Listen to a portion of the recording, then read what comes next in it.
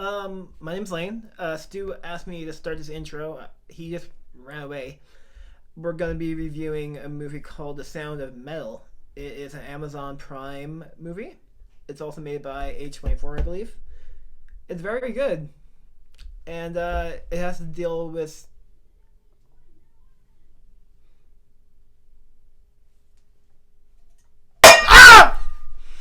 Sound of Metal! I already said the title. So before I get into this review, I'm going to be going over how my rating system works. So 10 to 7 is a positive review for the movie, with 10 being an absolute beautiful day. 9? It's a 9. Watch the movie. 8 is great. 7 is good. 6 to 4, now getting in the mixed section, with 6 being a possible good. 5, a 50-50. 4, not quite bad, but you get a pass. 3 and under, now being in the negative section, with 3 being bad, 2 being really bad, 1 being the gates of hell, and 0 being nowhere you want to go. So let's get this started. That was a smart way. Sound of Metal! What? Can't hear you. What? Can't hear. Sound of Music, Metal Edition. So, Sound of Metal. It is about... Nazis in there. The Sound of Music had Nazis in. Everyone, Did it really? Yeah. Why was it rated G? I don't know, and everyone was okay with that. Anyway, back to the review. Sound of Metal. It stars Riz Ahmed. He was a Nightcrawler. And Venom. I didn't see Venom. I heard bad things about it, but I saw Bloodshot, and I don't even like superhero movies. Oh, Bloodshot. Sound of Metal. It stars Riz Ahmed, and he plays a drummer of a metal band, and he loses his hearing. And how it also affects, like, his whole entire, like, world. Mm-hmm. Right. And, so basically, this movie, I didn't really feel it, like halfway in, you know? This is a movie that a lot of people try and... What the fuck is going on with your hair? I don't know. Let's just... I'm one to talk. Yeah. It tells a story of Riz Ahmed, who plays a drummer in a metal band, who suddenly loses his hearing. And one thing I liked about this movie, even though it didn't grab me quite much, like all that much halfway, is that this character is extremely relatable. He has a very dark past. He's an ex-addict. He likes punk music and has a weird way of viewing things. Keeps, a very small circle, I guess, to his nature. Mm. He lives a life where, he's solely hooked on his passion and has his girlfriend. They live in their RV, and that's their life. And I understand that, because I don't like having a lot of shit. And then one day he ends up losing his hearing, and he kind of goes not crazy, but on the verge. Yeah. Again, so yeah, this movie didn't catch me that much halfway. And I think it was just because this movie, it depicts going deaf really well. But for a 2-hour movie, it just didn't have all that much that really, I guess, was impactful to me, per se. Mm. What really grabbed me throughout the movie was solely Riz Ahmed's performance. Again, not just his performance, though, but his character. It's extremely relatable. And I respected that this was such a dark, take on this theme. Mm-hmm. Is, him as a character, I really understood him. I really understood the way that he thought, the way he reacted and responded to things, the way that, he closed himself off from things, was very secluded from things, very skeptical on certain things. And basically, the plot of this movie is that he's trying to raise, I believe, $40,000 to 80 grand to get an implant. Mm-hmm. And yeah, along the way, he meets this deaf community.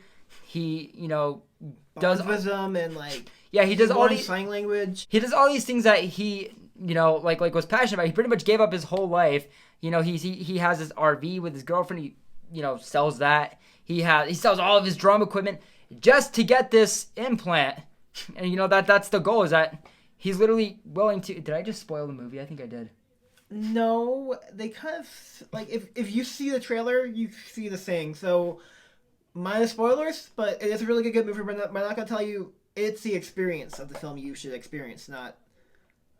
I mean, our words, yeah.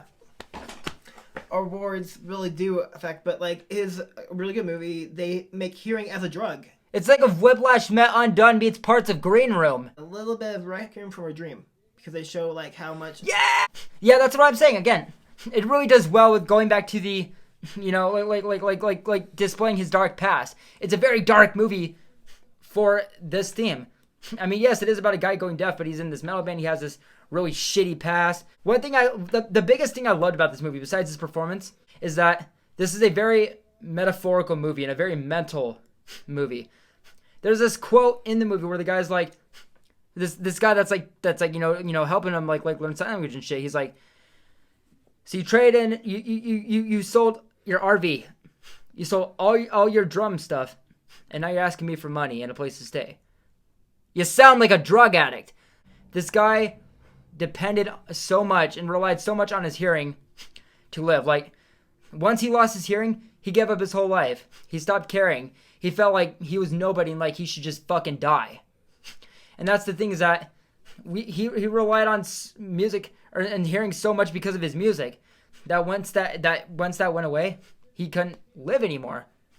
And that's the thing, is that it's literally about, becoming human, becoming a better human, and taking things for granted. It was such a powerful movie in that way. Also, it shows you, like, even if there is an answer that's not, like, even if there is an easy answer that's, like, a lot of money, you should never really take that answer. Yeah. And I don't like having a lot of money either. So that's not a worry of mine. But, yeah, again, halfway through the movie, it moved really fast. I feel like it skipped things for, if you were looking at this movie, from the take of, just wanting to see how this guy's journey of going deaf is, I feel like it didn't really do a whole lot of justice. But by the end of it, because you see his character studies so well, and because the character development and his performance are so, off the charts, and just because of his background, if you understand this person as an individual, that is what's going to hook you to this movie. Yeah, and he is very, like Steve said, like, he's very relatable, because he's not really, like, a straight-up nice guy. He's a bit of a jerk to the people, and, like... He's kind of a punky butt. Yeah, but, like, you relate to him slowly, and you want him to kind of, like, do something, but he kind of does, but he kind of doesn't. And it's relatable. Again, he does things that are understandable from someone who's in his position of his nature. Mm-hmm. I got that. But as any ordinary person who's just watching this movie for, again, his journey of being deaf, he's not the Grim Reaper, deaf, it may not hit. Yeah. Final take on this movie, if it were anybody else, it probably wouldn't have hit me as much. What really made this movie work for me was this specific character. Mm-hmm. I'm going to give, what's it called again? I'm going to give Sound of Metal music, Sound of Metal, a 7.2. Ooh. It's good, but I don't think it's great. I don't think it's fantastic, but I would definitely buy it on DVD, which isn't going to happen because it's an Amazon film, and I'm still waiting for Honey Boy. So what's pirate DVDs?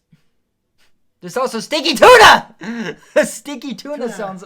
No, they sell like Netflix stuff. Yeah, but they might have that stuff. I swear I saw Honey Boy DVD. I like Honey Boy. That was the review on Sound of Metal. I almost said music again. Yeah. I have a lot of videos coming up throughout the rest of this year before 2020 wraps up. I got a Hereditary review I requested. I got a requested review of Brick with Joseph Gordon-Levitt. Top 10 of 2020 plus honorable mentions. Top anticipated films of 2021, as well as a final update on my channel revealing the name, the first few videos. I'm gonna be a busy bee with a busier sting. Stinky Tuna!